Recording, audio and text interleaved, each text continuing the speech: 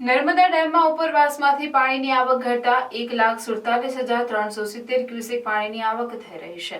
હવે ધીરે ધીરે સપાટીમાં ઘટાડો નોંધાઈ રહ્યો છે અને નર્મદા કંટ્રોલ ઓથોરિટી આવક કરતા જાવક વધારી પુનઃ 2 મીટર જેટલું ખાલી કરવા જઈ રહી છે।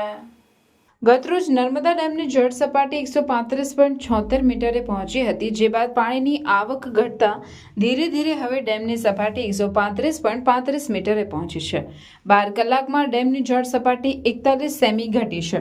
વધુમાં નદી જળ વિદ્યુત મથકના 6 મશીનો દ્વારા 43,437 ક્યુસેક પાણી નદીમાં છોડવામાં આવે છે। સાથે 5 દરવાજામાંથી 1,16,677 ક્યુસેક પાણી મળી સરદાર સરોવર બંધમાંથી નર્મદા નદીમાં કુલ 1,60,114 ક્યુસેક પાણી છોડવામાં આવી રહ્યું છે।